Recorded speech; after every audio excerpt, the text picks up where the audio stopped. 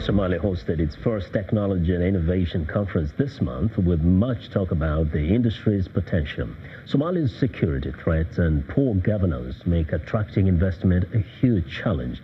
But as Mohammed Sheikh Noor reports from Mogadishu, the company has set up the capital city's first co-working space to help foster Somalia's digital economy.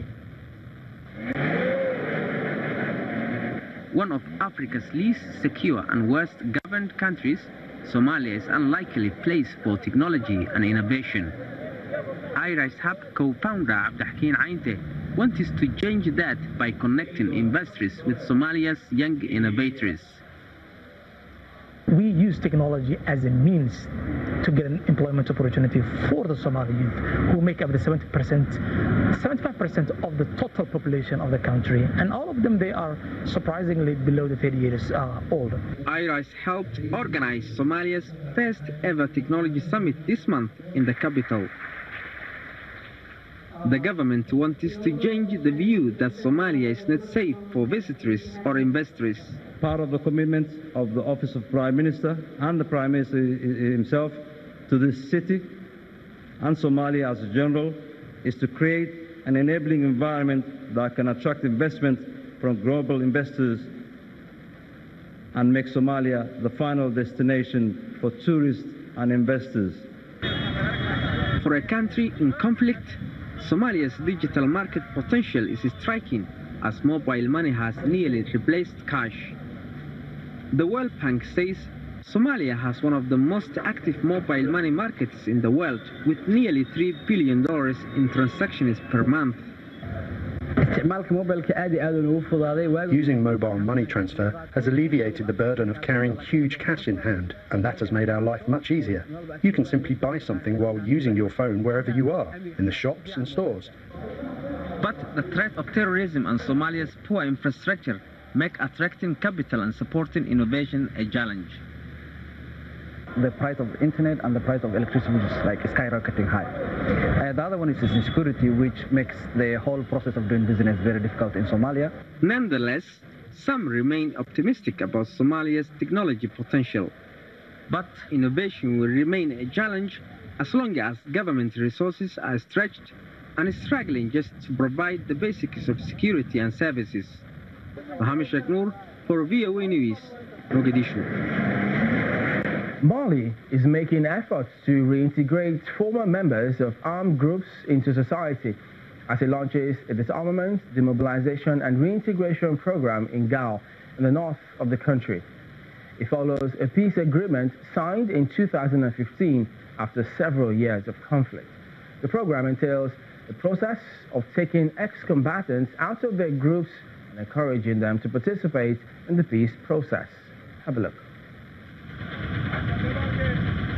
United Nations peacekeepers in Mali are working with national institutions to implement the disarmament, demobilization and reintegration program in Gao, a city in the northern region.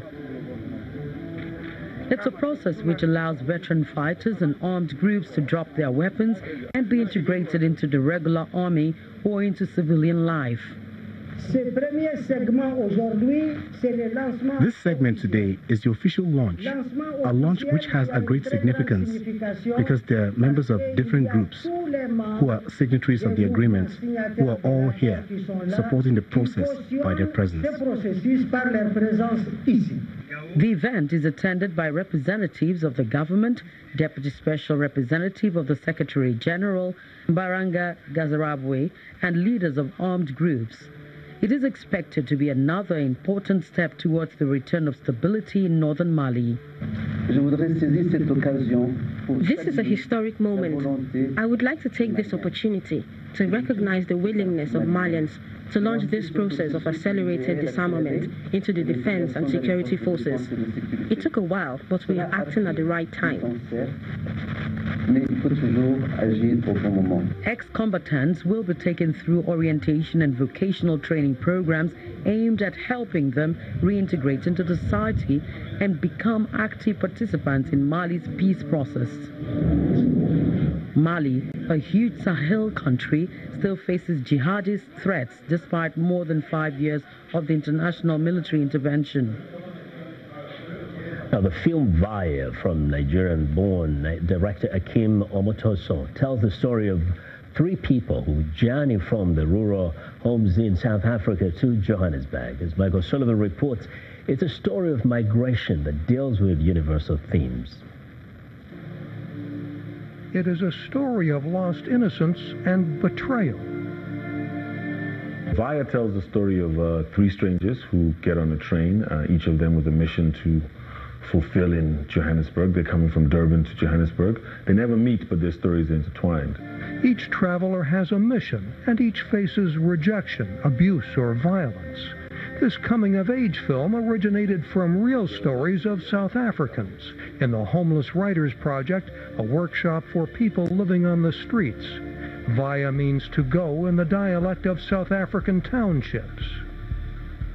It takes on several meanings. So to go, they're leaving Durban to go to Johannesburg, but then when you get there, maybe people don't want you to leave, so they want you to go, so it really covers the spirit of the project. Omotoso is a migrant himself. He was born in Nigeria, but his family moved to South Africa, where he studied drama. Then he worked as an actor and director. Vaya is one of 20 films from filmmakers of color and women directors distributed by Array, an arts collective and distribution company founded by Hollywood filmmaker Ava DuVernay. Our purpose is to make sure that audiences have access to films they otherwise would not see, those independent voices that deserve a platform for stories to be told. Vaya has played at international festivals and opened at theaters in the United States in October. It will also stream on Netflix starting November 1st. The director says this South Africa-based film tells a story that many can relate to. I always say everyone has a cousin who's arriving, or a brother who's leaving, or somebody who's coming. So Vaya is able to tap into, I guess, something that doesn't just happen in Johannesburg. It taps into universal themes, adds the director, the search for a better life and the struggle for survival. Mike O'Sullivan, VOA News, Los Angeles. And that's our show for today. You can also visit us online at voaafrica.com. I'm Vincent McCory in Washington. Chamberlain also has our last word from Lagos. Many thanks, Vincent. We look forward to bringing you another show next week. ChannelsTV.com is your source for news, sports, and other programming. I'm Chamberlain, so thank you for watching, and goodbye.